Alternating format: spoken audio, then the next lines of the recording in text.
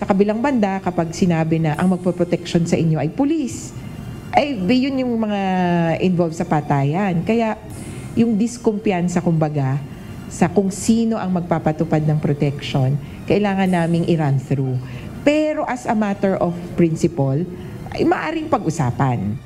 Hindi kampante ang isa sa mga abogadong tumutulong sa mga biktima ng war on drugs sa ibibigay na Witness Protection Program o WPP ng Department of Justice sa mga testigo sa kaso. Ito ang pananaw ni Assisting Counsel to International Criminal Court Attorney Cristina Conti matapos ihayag ni Justice Secretary Crispin Remulla na nasa pangangalaga na ng DOJ ang nasa 4 na witness sa drug war ng Duterte administration.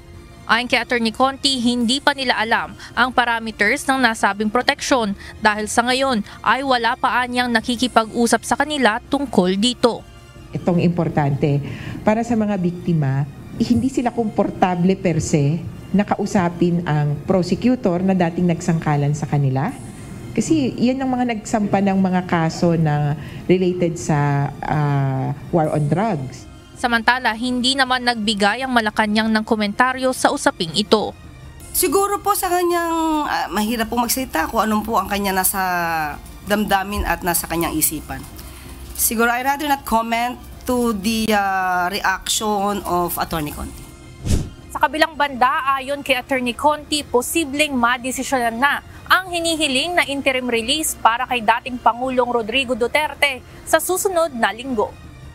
Posible na next week kasi may hindi pa tayo nakikita na order ng court dated June 18. At doon pala parang sinabi niya na dinedline na niya yung prosecutor tapos yung Office of the Public Counsel for Victims na mag-comment.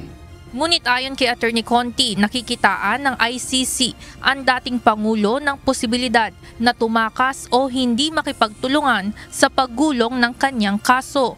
Kabilang sa mga idinahilan ng kampo ng dating Pangulo para sa pansamantalang pagpapalaya ay ang kanyang edad at kalusugan. Samantala, sakali mang mapagbigyan ang hirit na interim release ay gagamitin anya nila itong batayan para sa iba pang kaso na kanilang hinahawakan. Magagamit din po namin yan na parang precedent o dahilan para ipanawagan ng paglaya ng iba pa pong matatandang nakapiit dito sa Pilipinas.